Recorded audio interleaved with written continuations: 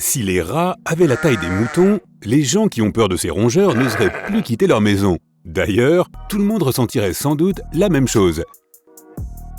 Dans les grandes villes, presque tous les rats vivent dans les égouts. Si leur taille augmentait, il n'y aurait plus assez de place pour eux dans les tuyaux sombres et humides. Et en une nuit, ils seraient tous dans les rues et notre monde plongerait dans le chaos. Et essayer de les compter pour s'endormir ne serait pas terriblement efficace. La plupart des gens travaillent, mangent, interagissent et profitent de la vie pendant la journée. Nous vivons dans de grands immeubles emplis de lumière et de propreté. En un sens, les rats représentent tout le contraire.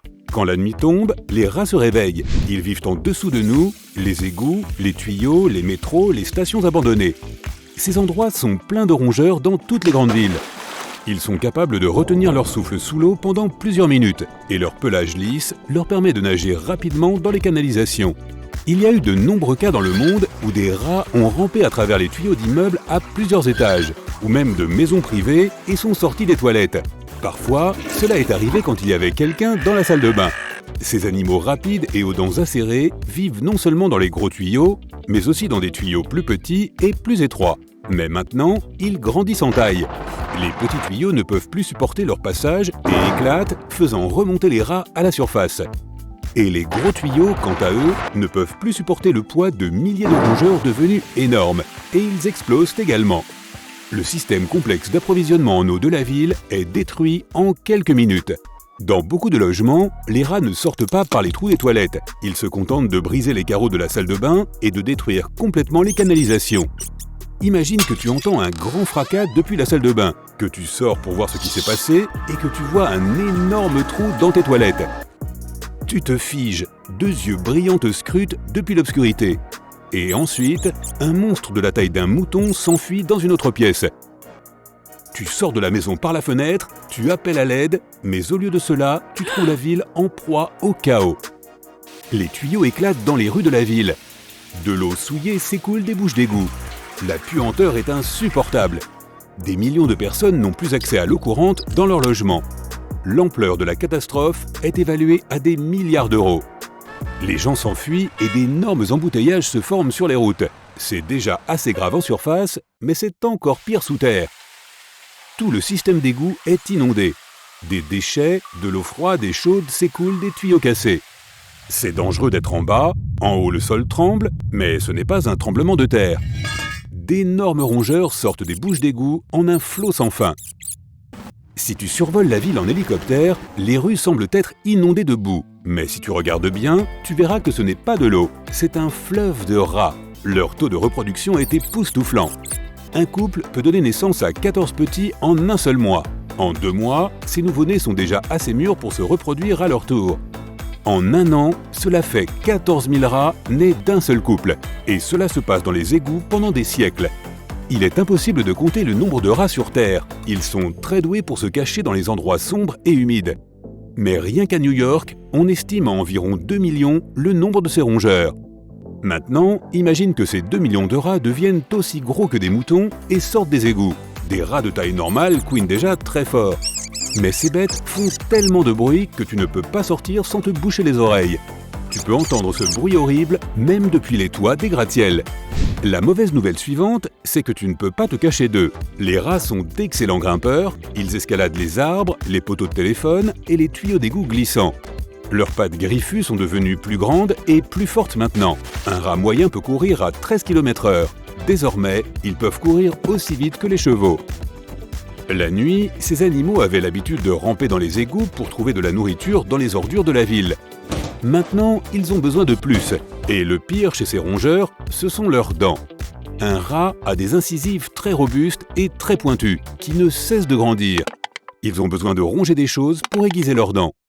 L'aluminium, le bois, le plastique, les rats peuvent ronger presque tout. Et leurs dents ont maintenant la taille d'un couteau de cuisine. Ils peuvent littéralement grignoter toute la ville. Ils aiguisent leurs dents sur les arbres et détruisent les parcs. Ils font des trous dans les voitures, cassent les bouches à incendie. Les clôtures et les portes ne sont pas un obstacle sur leur chemin. Les rats courent dans les restaurants, les habitations, se faufilent par les fenêtres et mettent les cuisines et les supermarchés sans dessus-dessous. Beaucoup de gens ont peur rien qu'à la vue de la longue queue rose du rat.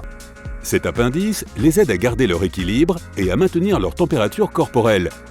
Mais désormais, cette queue agit comme un fouet. Les rongeurs l'agitent d'un côté à l'autre et font facilement tomber les gens. Les rats sont très intelligents. Leur moustache les aide à passer les environs au crible et à s'orienter. Ils trouvent facilement la sortie de n'importe quel labyrinthe et ne tombent pas dans les pièges.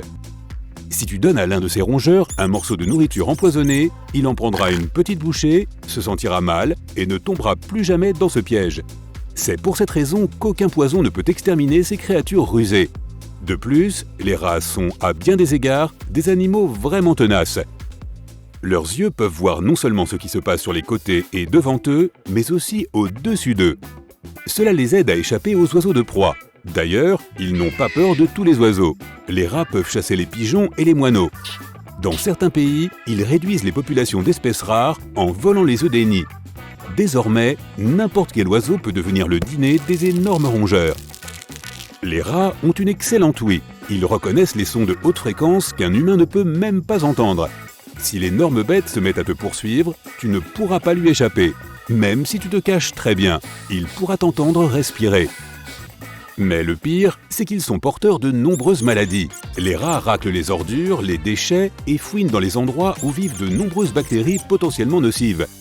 Les animaux s'infectent et transmettent tout cela aux humains. Maintenant, comme les rats n'ont plus peur de nous, ils se répandent beaucoup plus vite dans le monde. Ils n'ont plus besoin de se cacher dans les égouts. Si nous ne pouvons pas les maîtriser, ce sera à nous d'aller nous réfugier sous terre. Quand les rats arrivent sur les quais des ports, ils attaquent les bateaux, rongent les ponts et mangent tout ce qui peut être mangé. Les marins se dispersent dans la panique. Quelqu'un allume le moteur de son bateau et tente de s'échapper par l'eau. Mais quelques bêtes parviennent à monter à bord. Partout où ce bateau va, il répandra la menace des rats. La lutte de l'humanité contre cette marée de vermine peut durer des décennies. Mais il y a encore de l'espoir grâce au meilleur ami de l'homme. Pendant des siècles, les chiens ont aidé les gens à combattre les rats.